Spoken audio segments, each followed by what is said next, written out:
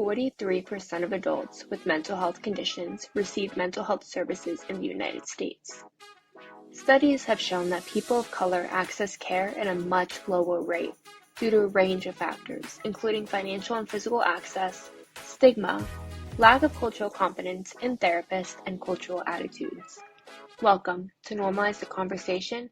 I'm your host, Francesca Regeter, and today I'm joined by social worker and therapist, Sam McDaniels. Explore mental health within BIPOC communities as we tackle the stigma surrounding it and delve into the importance of setting realistic boundaries while considering cultural and contextual variations. Tom, thank you so much for joining me today. I am really excited for our conversation, but before we begin, I really just want to check in with you. How are you really? That's a really great question. I'm studying for my social work exam, which is at the end of the month. So I've been a little bit stressed with that, like honestly pretty stressed about that. I don't do well test taking, so I'm breathing through it and I'm doing my meditations to help me breathe through exams. But that's coming up. I have this today.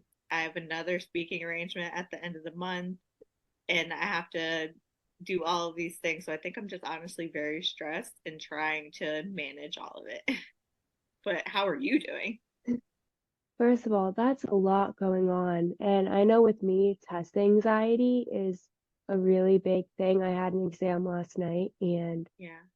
it's just a lot of, I know for me, it's like this fear of like failing. And I'm Yeah. always so convinced that I'm gonna fail. And I think I got like one question wrong last night, so I did not end up failing.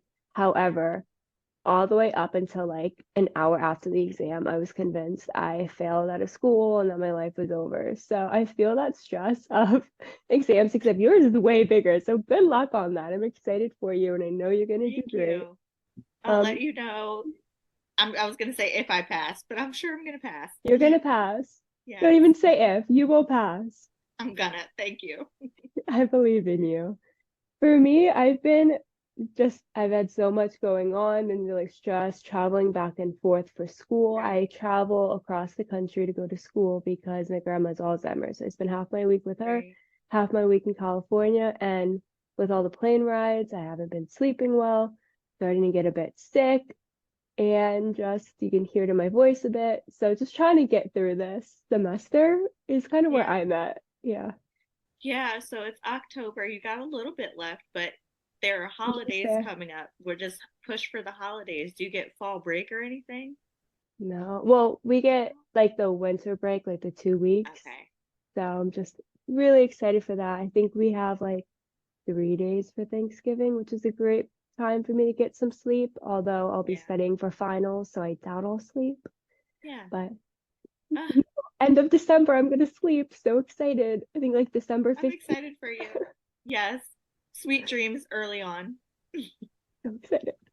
But I'm really excited for our conversation because being a student in psychology, you being a social worker about to take your test, it's really important that we have conversations on that lack of access, that stigma, the barriers to treatment, and that is so prevalent in the BIPOC community. So I'm really excited for our conversation and to get to learn more about where the stigma is, what the treatment and accessibility is, and how all of us as a society can learn to overcome this. Yeah, I think it's a definitely an important conversation because it's hard to understand people if you don't know where they're coming from. So you have to know like their background history, their trauma, so that you can fit that into what you've learned. So it's like bringing everything together, what I've learned, and then also like with the person and what their needs are, and like balancing all of that together. It's so important. And I was so grateful that my school offered a multicultural counseling class because it really gave a unique insight. I mean, I grew up in a community that everyone was very much like me. So it wasn't until I was 20 that I realized not everybody could access like health treatments, couldn't access doctors and medical care. care. And that blew my mind because it's something I was never exposed to, and I don't know why I wasn't exposed to it. And so I was really grateful to have a class that focused in on the different stigmas that can exist, why so many people don't get as much therapy. I mean, within the Black community, a lot less likely to access mental health services, less likely to seek treatment, more likely to have low quality care due to lack of cultural competency. So it's a really important conversation to be held. So I think that part of the stigma comes from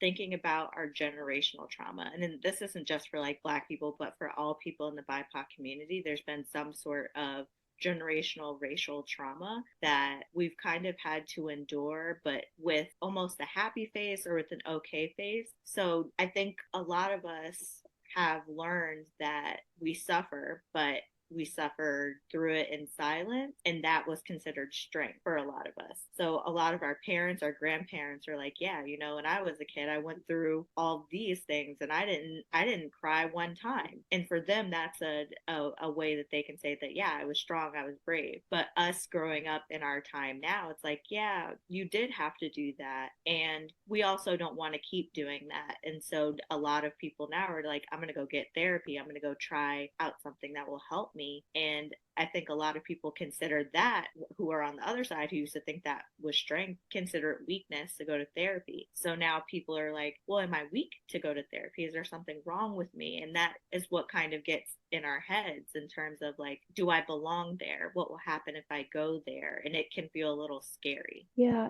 it makes sense. And it's honestly blows my mind that people think going to therapy is a weakness, that we've created such a misunderstanding of therapy, of mental health, that people genuinely are afraid to get the help that they need. I mean, if I broke my arm, I wouldn't walk around and be like, oh, I can't go to orthopedic. I would go to orthopedic. I wouldn't just suffer in silence.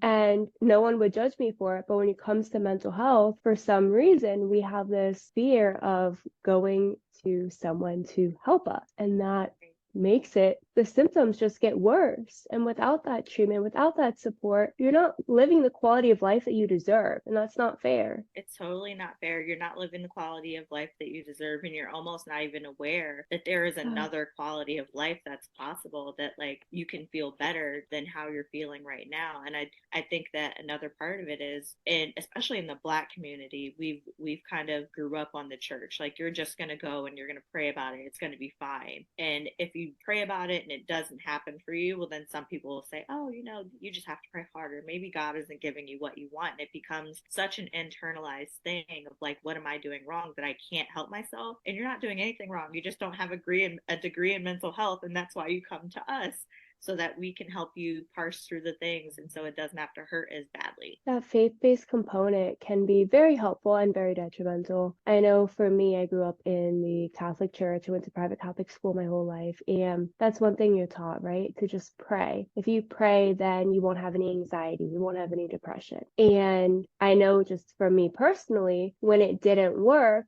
I was like, okay, something's wrong with me. Nothing is going to help me. And I have to suffer in silence to be quiet about it, because people can't know that God's not on my side, or whatever it was that I was creating in my head. That's definitely a big part of it, that they believe, like people in church will say, there's something wrong with you, that you're not getting what you need from God. And that makes people, one, feel fearful of God, but also continue to be fearful of themselves, and continue to be fearful of what it would be like to like go talk to somebody through that, because that's what they consider to be bad and wrong. So it's on the list of things that are so terrible, and it definitely shouldn't be. It should be okay to be like, I'm feeling things, and that this is hard for me. So I'm definitely glad that we're having this conversation, so like anybody that's listening doesn't have to feel that shame, and normalize it. As your podcast says, it's totally okay for you to go to therapy. You should go to therapy. That's where you feel better. It's like our going to the doctor, but for our mental health. Absolutely. Therapy can be so beneficial, but it's so important to find a therapist that's right for you, because of that lack of cultural competency, that there was not necessarily a lot of education in many programs. A lot of people are mean. A lot of people are ignorant.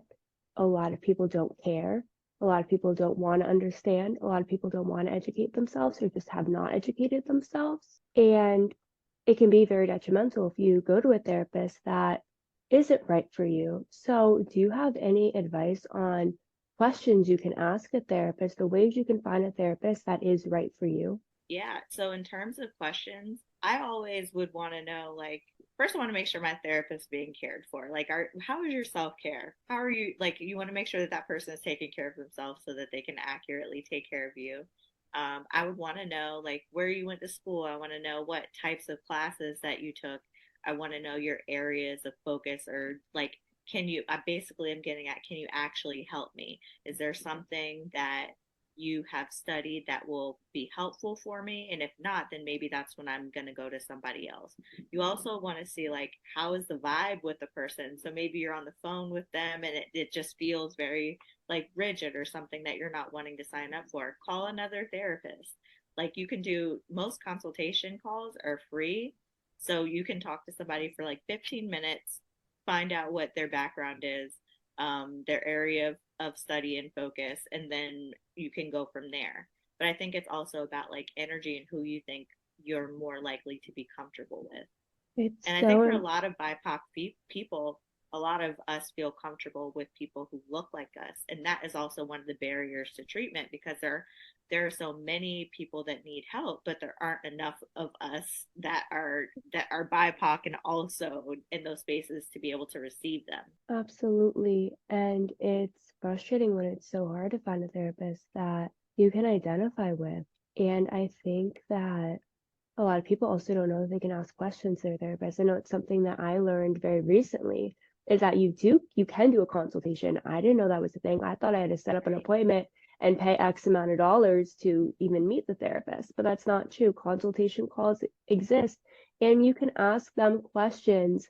I always thought a therapist is interviewing you as a potential client, but you can interview them back to make sure they're right for you. And if they're not, it's okay to say, thank you, I appreciate you taking the time. I don't think this is the right fit for me. And then you don't have to continue with that therapist, even if you start a few sessions and realize, you know what, they're not the right fit. You are allowed to draw that boundary, draw that line, and search for someone who is right for you. Right. And I think that I wonder if some people feel nervous about doing that consultation call, because for them, maybe it means I have to sign up with this person after I talk to them. But if you don't feel right with them, you don't have to. And also, on the other end, the therapist doesn't feel bad if you tell them, no, we're not a good match. It's just like, okay, that's good to know.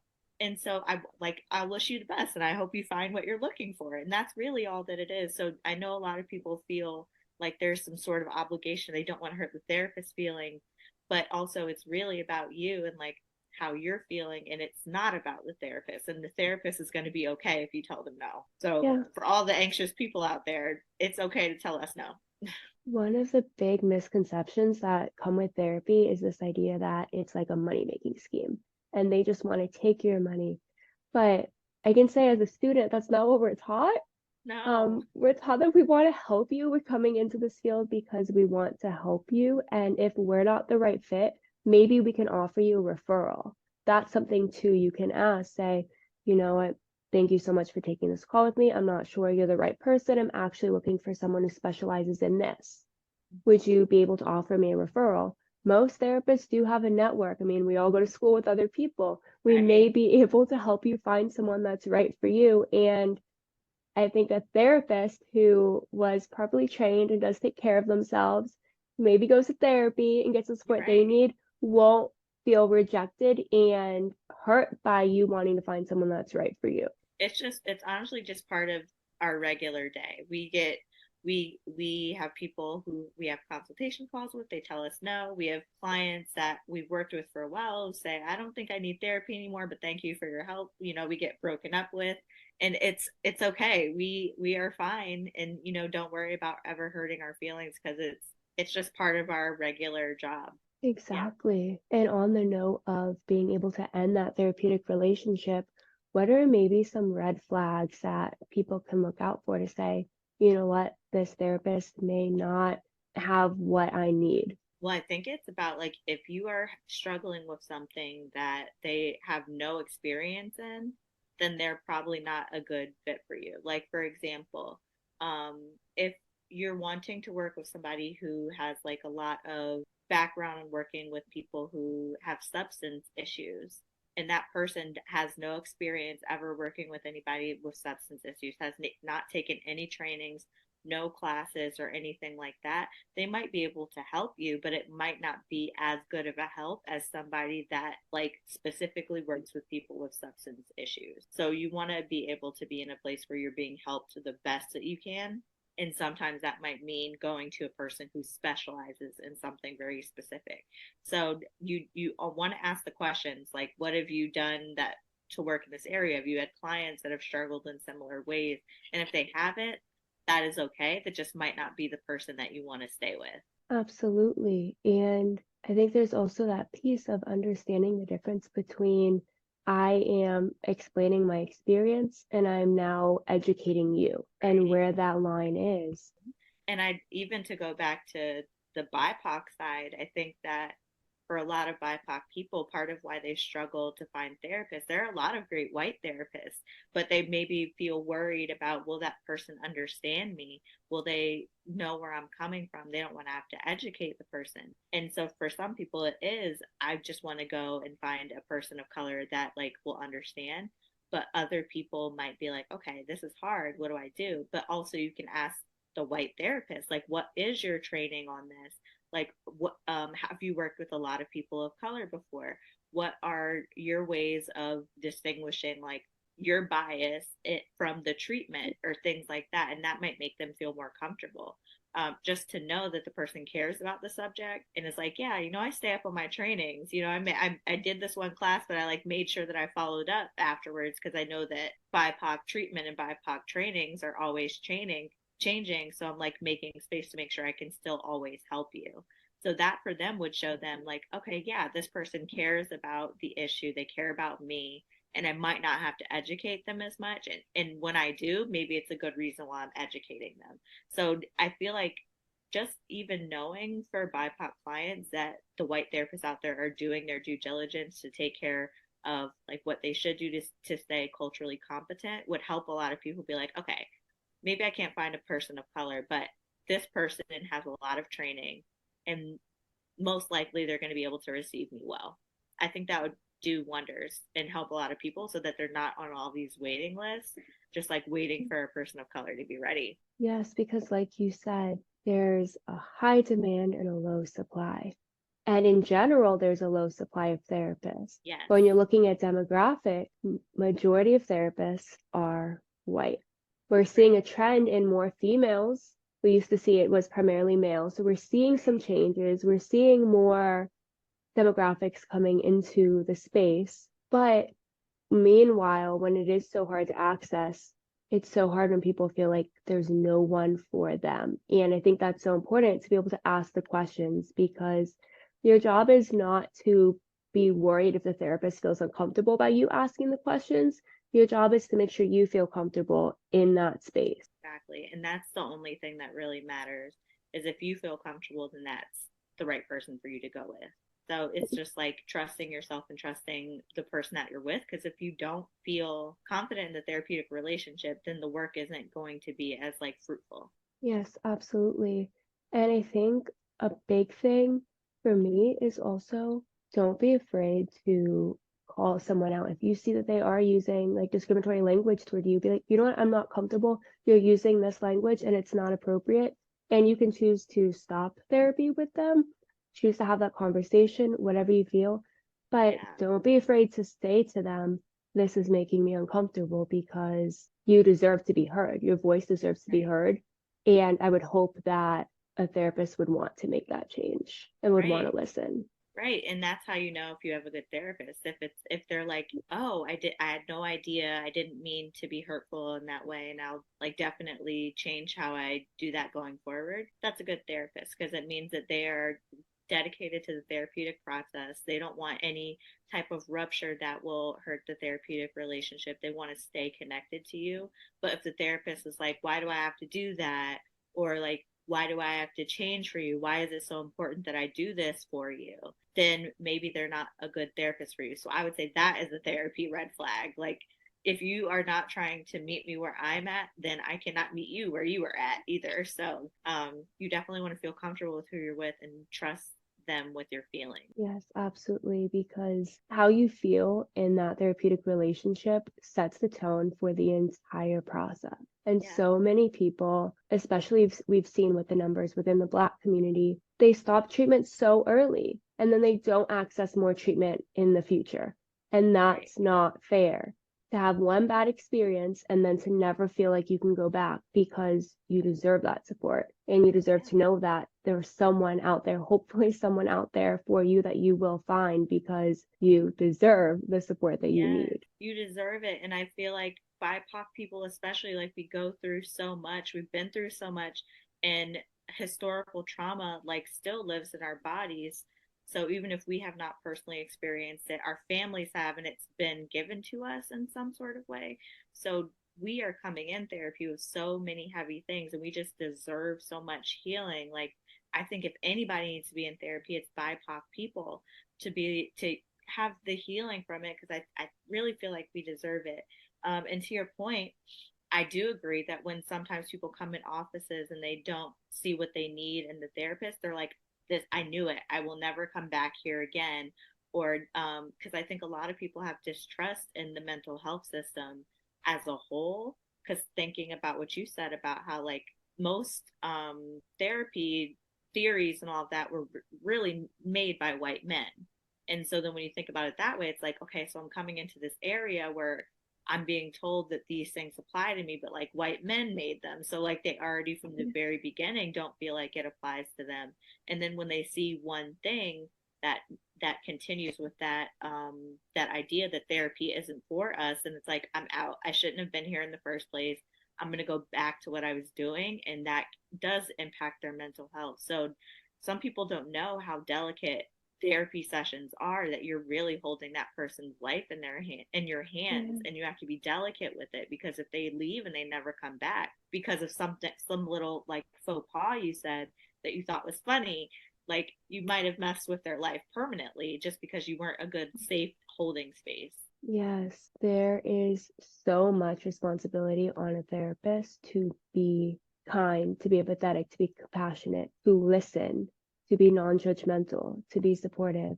Last night I was in one of my classes and we were learning about bipolar disorder, and the teacher thought it would be funny to have students share their experiences with someone who they think might have been manic or hypomanic.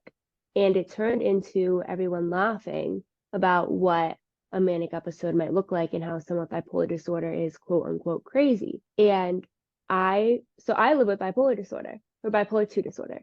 And I've never in my life been afraid to talk about my mental health. I talk about it all the time, love doing it. And last night I was so like unable to talk about it. I wanted to raise my hand and be like, this is not true. This is not what it looks like.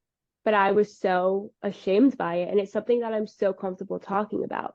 So for people who are not comfortable talking about it, who maybe this is their first time accessing support, what you say and how you say it matters. It's not a joke. It's stigmatizing. I'm so sorry that you had that experience. It's really messed up. I'm so annoyed. And I feel like there are a few disorders that the way that we talk about them in school is honestly kind of messed up. So like bipolar disorder, borderline personality disorder, the way we talk about people with eating disorders, substance issues, things like that, there is stigma even in the mental health system. Like that was your teacher.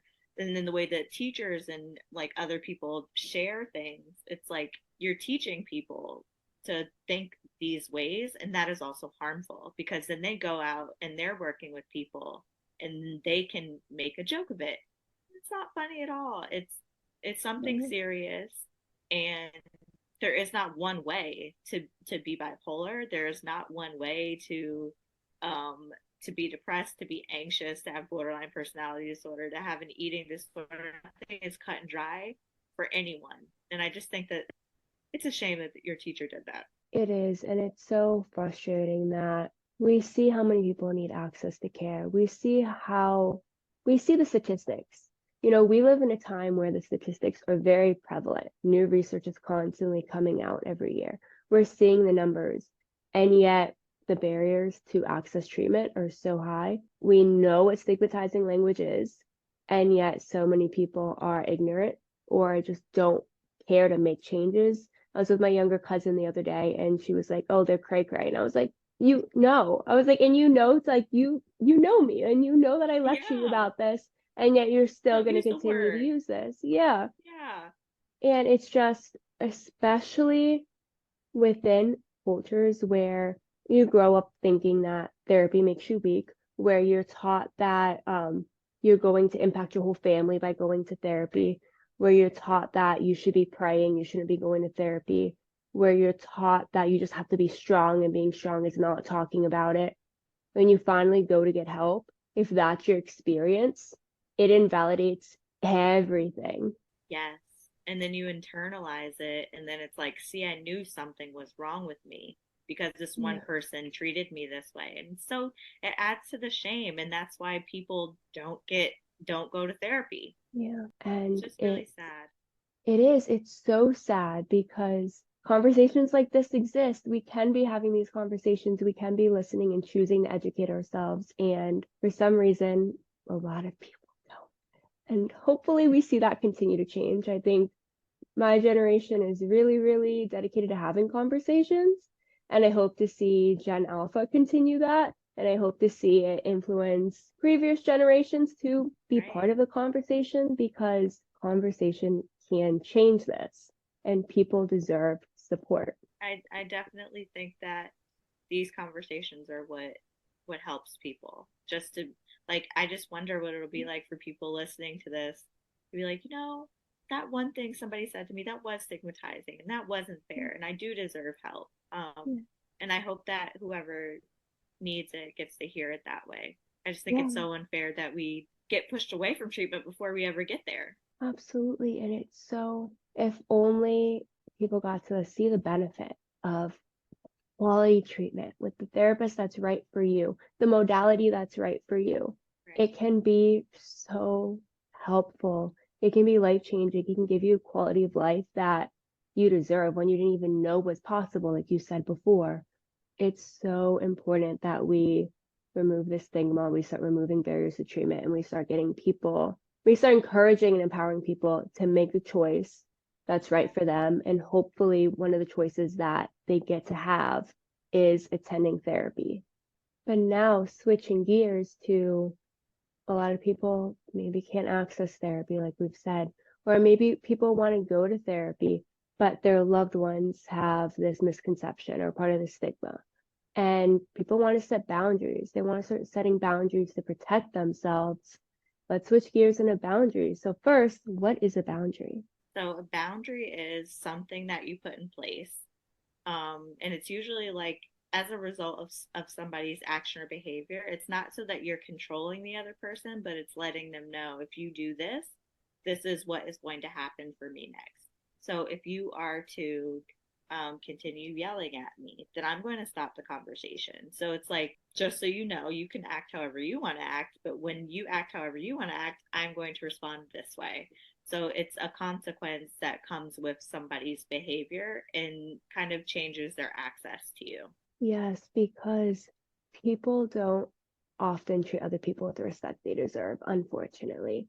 But when we set boundaries and we enforce those boundaries, we can teach people how to treat us with respect. Exactly. And when we respect other people's boundaries, we can then treat them with respect. So it goes both ways. And I know for me, a big thing was, well, if I set a boundary, then I am being selfish and I'm putting myself first, and that's wrong. But it's not, because the relationship you have with people should feel healthy. And when you constantly feel strained and drained by that relationship, it's not healthy for either one of you, and neither of you deserve that.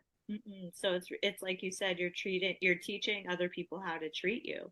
So it's like I'm learning how to treat you, you're learning how to treat me, and it's basically just like a guideline of how we want people to treat us so that they can understand us better. And then at some point, you might not have to, set those boundaries as often because the person gets to know you and they're like, okay, I know that, they don't like when I do this, so I will refrain from doing that so that I can keep the relationship. And that's part of the goal of having boundaries. I think a lot of people think that it creates distance, but really I need this boundary so that we can maintain our friendship, our relationship. And when you think about it that way, it's not selfish at all. It's, I just need this so that we can be okay. And the concern is, I still want us to be okay, but I need this for me to be okay so that we can be okay. Yes, because boundaries really influence not just the quality of our relationships, but the way we view ourselves as well. When we view ourselves as someone worthy of respect, that's a big change.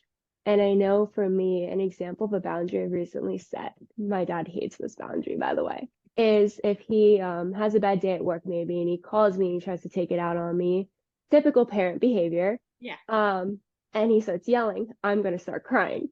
Then he gets mad that I'm crying and he's like, you gotta stop acting like a baby. Okay. If I know that that's how the conversation's gonna go and I'm only gonna feel worse, I now tell him, if you continue yelling, I'm going to hang up. And he can choose to say, I'm sorry, I just actually need to vent about work. Do you mind listening to me? Or he can say, just keep yelling, and then I hang up the phone. And I thought for so long, I'm like, I'm being so disrespectful. I can't hang up. I pay for my own phone bill, so I can hang up, number one. Number two, right? Number two, it's not healthy for me to sit there and start crying. Me crying makes him upset. So we're both making each other upset and we're butting heads, and it's unproductive when we both maybe just need a chance to, I need to cool off that just happened. He needs to cool off and get to a place where he wants to have a productive conversation, and then we can talk. So a boundary doesn't have to be, I'm never talking to this person again. But it can be, we need some space to cool off. Let's reconnect in 5 minutes, or tomorrow, or next week, or whenever that time frame is appropriate for you. Just like creating space for yourself to be like, I don't have to answer right now just because they want me to. It's valid that they have a want, but my want is also equally valid. So if I need space, that's what I'm going to do. So good for you for setting boundaries. Yeah, that's good. Thanks. It's a good thing he doesn't listen to my podcast, otherwise he'd be so annoyed. I was gonna say, and I know that my parents are probably gonna listen, so I'm gonna, keep some of my examples short. But I like what you said about the part that you said about, like, your dad has his own needs, you have your own needs, and you also have the availability to take space for yourself. Like, you pay your own phone bill. And I try to tell that to a lot of my clients, especially when they're having issues with their parents. Like, I'm like, please tell me, like, what's going to happen? Is something going to happen? Because if so, I want to be careful with how I'm helping you set this boundary. Is physical harm going to come to you? If physical harm is not going to come to you, you pay your own phone bill. Chances are you're probably going to be okay, and they're going to be fine when you call them again. And then when we sit with that together, like, you're probably right. I'm gonna try it out. But it's like, what you want to know from clients is, how has it gone in your family when you've set boundaries? What do boundaries look like in your family?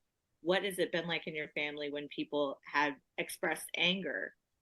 So you want to make sure it's safe before you have them set any kind of boundary. And then once you get past that and you're like, okay, you are safe, it's like, what kind of boundary would you feel okay setting?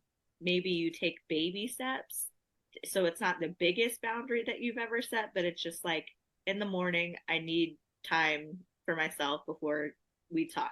I like to have my coffee first. So after that, we can have a conversation. And maybe just going from there. But I think a lot of people come from households where, especially in BIPOC communities, where you're supposed to be seen and not heard as a kid, or like, you're just not supposed to be in adult conversations. And sometimes for a lot of people, that continues even though they are adults. Like, their parents continue to think of them as like their little kid, and they're like, yeah, why are you talking to me this way? But they're not saying anything bad necessarily, but what they are doing is being assertive. And sometimes parents don't deal with that well, because for them that feels like talking back. And talking back is a big thing in BIPOC communities. Parents will find that disrespectful. And so a lot of clients will come in and say, like, I'm kind of scared to set a boundary because I don't know how it will go, because my parents would probably be upset that I say this. And you have to work through that with them. Like, yes, your parent might be upset, and them being upset likely isn't going to harm you. They probably need to know what it feels like to be upset by their growing adult child, because they're going to be disappointed because you're going to do what you want to do with your life. So let them practice being upset. Exactly. And they'll be fine. And you'll see that they'll be fine. Yes, and people may not react well in the beginning to you setting boundaries because you've never done it before and they've never had to respect where you are at that point in time. And it doesn't mean that they don't love you, doesn't mean that they don't respect you. It's just that they don't know that maybe they're crossing a line. Maybe they want to tell you how to live your life. Maybe they want to give you advice on what to do, what not to do, and maybe what not to Right. do might be going to therapy. There may be all these different factors, maybe meddling a little bit in relationships. Parents love to do that. Or just people or friends or loved ones in general. So knowing that you're not wrong for setting the boundary if they don't react well, and that they have to learn too, because if you've never Right. set boundaries with them before, this is a brand new experience for them. They Yeah. may try to respect it and then accidentally cross that boundary, and it's okay for you to enforce it. You don't have to Exactly. say, you know what, let them cross the line, enforce it if you feel Right. comfortable and safe to do so, because your boundaries deserve to be respected. And sometimes people need a reminder. Right. And so I think for a lot of clients are like, why do I have to keep reminding people this? And that can go for like their parents or anyone else. But it's like you said, they're adjusting to having a boundary set with them. They had no boundaries before with this person. And now all of a sudden they're telling them, yeah, I don't want to do this. I don't want to do that. If you do this, I'm going to take space. So that's hard for the person on the receiving end because it's like, you never did this before. But they're getting to know a new version of you. And so when they're getting to know the new version of you, they might need multiple times where you have to reinforce the boundary. And it's kind of like you almost have to treat them like a little kid. Like when your kid has the iPad and you're like, remember I told you if you don't do your homework, you don't get to have your iPad right now. And they're going to find a way to have their iPad 15 minutes later, but you're going to have to say, I'm going to take this because remember we talked about if you don't do this, you don't get to have your iPad until you finish your homework. So it's like you have to continuously remind them because people are going to go with their what is it? I want to say primitive, but like their normal nature of like getting their own needs met. And when they're trying to get their own needs met, sometimes they disregard other people's needs. And so they have to learn that they only get the iPad after they do the homework. And if they don't do the homework, they can't have the iPad. So, in order to continue the relationship with the person, they have to respect their boundaries. And if they're not respecting their boundaries, they're going to lose access to the person that they love, or they're going to lose access in a certain way. They might not, and that might not feel good for them. So, if they're wanting to continue the relationship, they also have to be respectful of the person's boundaries because now this person is new and they're reinforcing boundaries. So you have to like respect what that person is telling you, and it can be hard on the receiving end to be given all these new boundaries. It can be overwhelming, and it's just creating space for you to know this person might be a little bit upset, and I will sit with them until they can understand it. I will continuously tell them.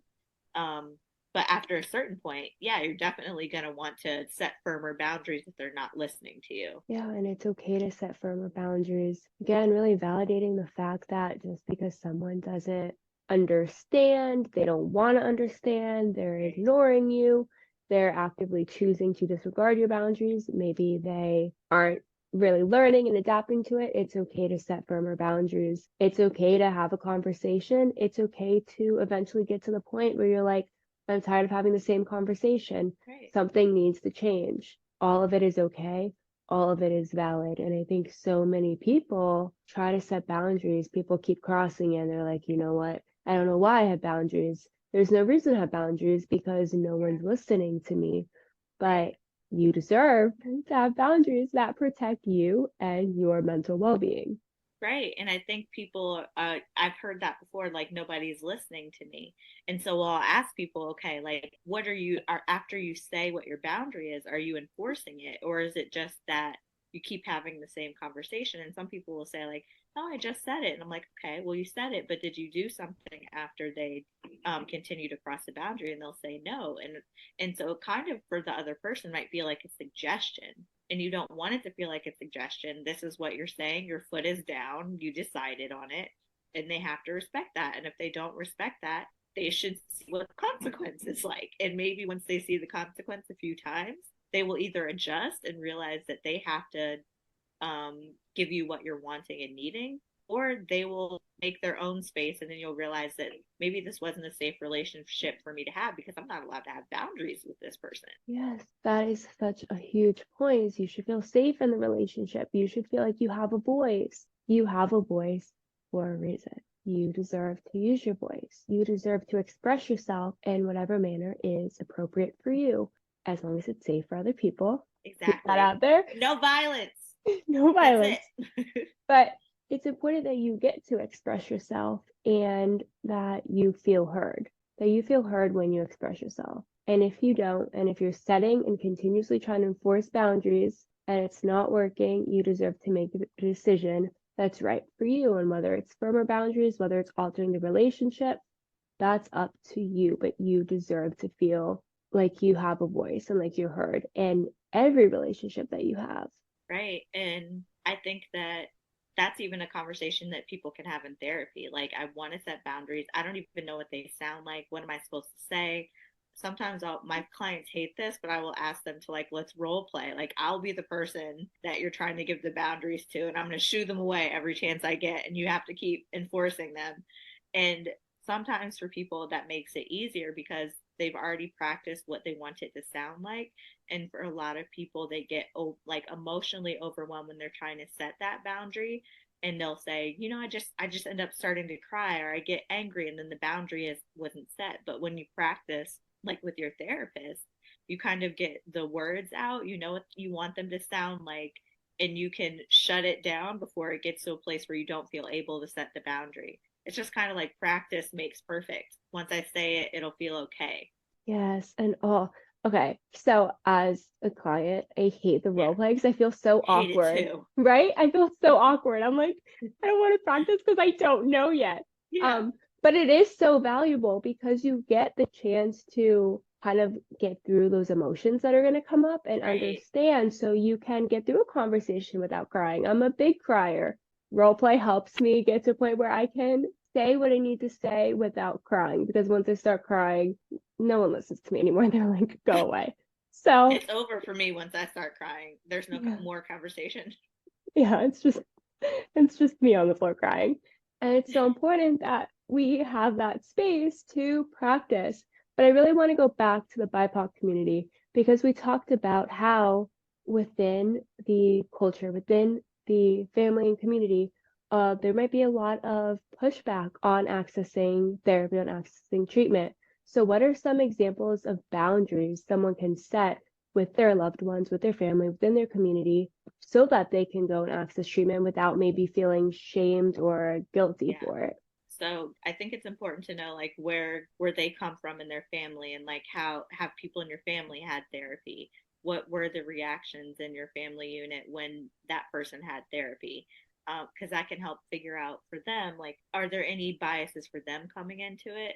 But also prepare them to know that, like, if you do share this, then maybe there are some people who are going to have some things to say. So I've had a few clients that will just say, like, either my parents don't know that I'm in therapy because I don't want to share it with them, or they'll say my parents know I'm in therapy, but they don't know what I talk about in therapy. Or my parents try to ask me what we talk about in therapy, and I tell them that I don't want to talk about it with them. So it can be as simple as that. Like, I either don't want to share it with you, or I will share certain aspects of it with you. But I think it's totally up to the person what they share about their therapy sessions with their family. Absolutely. I know my parents are always like, what did you say about me in therapy? Like, are you complaining about me the whole time? I'm like, maybe, sometimes, a little bit. But yeah, I like to play with my parents. I'm like, yeah, maybe I did, maybe I didn't, and I maybe talked about you bad. But you don't have to go into details with your loved ones. That's why therapy, it has confidentiality, therapist client confidentiality, because you don't have to tell other people. It's between you and your therapist and the relationship you guys have created together. It is not about all the third parties. And it's so important to recognize that you're allowed to say, I don't really want to talk about it. I love you. I appreciate you. Thank you so much for supporting them going to therapy and feeling curious about my process. However, at this time, I really just don't want to talk about it. I want to continue working with my therapist, and maybe we can have a conversation later on. Or don't even include the maybe we can have a conversation later on, because you don't have Especially if you don't want to. Yeah. So yeah, I agree with all those things and what you said about confidentiality too, to know that just because I'm writing about our sessions and our notes doesn't mean that anybody Mm. can have access to them. Like especially if you're over 18, your parents don't automatically get your your therapy notes. I would have to get your written consent in order to tell them anything. So I think a lot of people feel nervous about like what therapists can write in notes, especially if it can get back to people. So I find it very important to share what confidentiality is and how it like where what it applies to. So your parents can't have any access to what we're talking about. The only way that they would know is if you told them. If your parent calls me and says that they want to know about your treatment, I'll say I don't even know who that person is. I can't even tell you if that person is getting services here because that's how far confidentiality goes.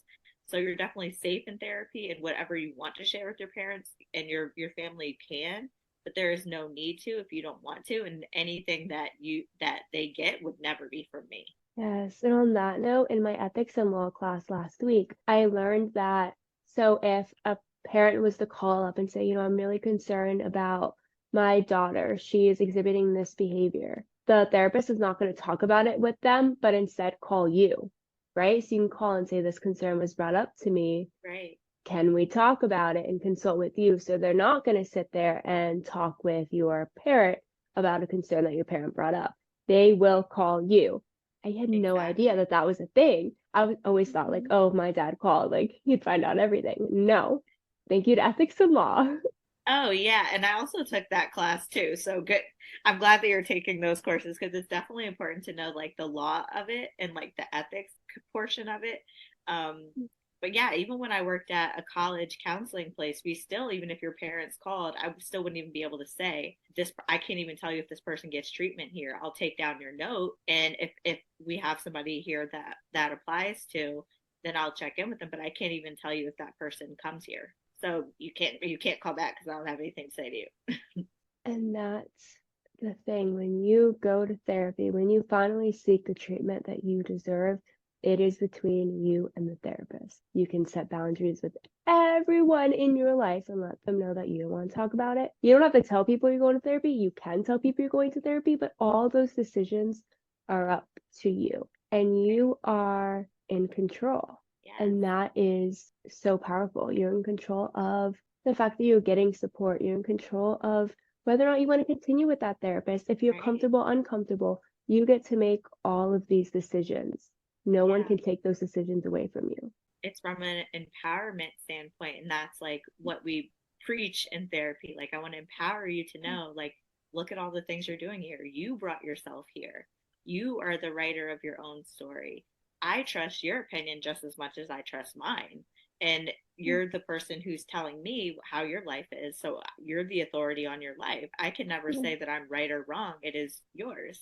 So you have the most power here. And I think that that's a power dynamics, that's a whole other conversation that we could have.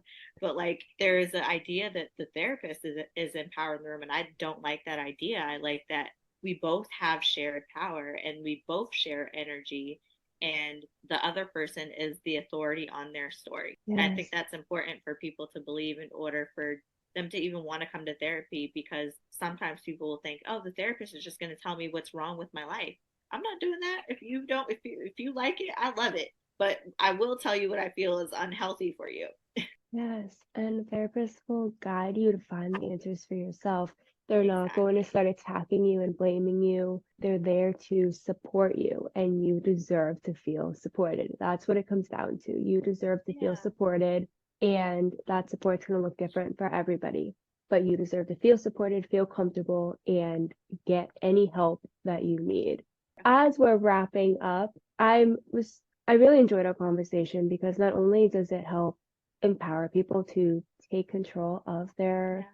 treatment, but you're giving people so many tangible takeaways. And on that note, what are some affirmations that people can tell themselves? Yeah. So I think it's so important for BIPOC people to like empower themselves in so many ways. And so I wrote a few affirmations. The first one is, I am my ancestors' wildest dreams. Maybe before, when, our ancestors were growing up and all the trauma they grew up in, they didn't imagine what it would be like to be in somebody's office to just share their feelings. So that is their wildest dream, that we get a chance to do that. So we are our ancestors' wildest dreams. The second one I put is I'm entitled to my boundaries. The third one, I deserve peace. I think everyone deserves peace. The fourth one is someone's lack of acceptance of my boundaries has no reflection on myself as a person. So just because that person doesn't understand where I'm coming from, that has nothing to do with me. That is their own stuff. But my stuff over here, we're going to set my boundary, and that is for them to think about. And the last one that I put is I free myself from narratives that no longer serve me. So we might have grown up with these narratives that, yeah, therapy isn't for me. Thinking about my emotions is not for me. And those are things that don't serve us anymore. We don't have to continue to subscribe to those things. You can create the narrative because you are the author of your own story. And I think that those are important things for people to remember as they think about therapy and as they think about healing. Thank you so much for listening to Normalize the Conversation. Don't forget to subscribe, rate, and review. This podcast is an initiative of Inspiring My Generation, focusing on normalizing the conversation, bringing education and awareness to the forefront, and amplifying global voices to spark change and hope. Inspiring My Generation is a 501c3 nonprofit organization on a mission towards suicide prevention through awareness, conversation, education, and support. Connect with us on Instagram at Inspiring My Generation and visit our website inspiringmygeneration.org to learn more about our work and how you can make a difference.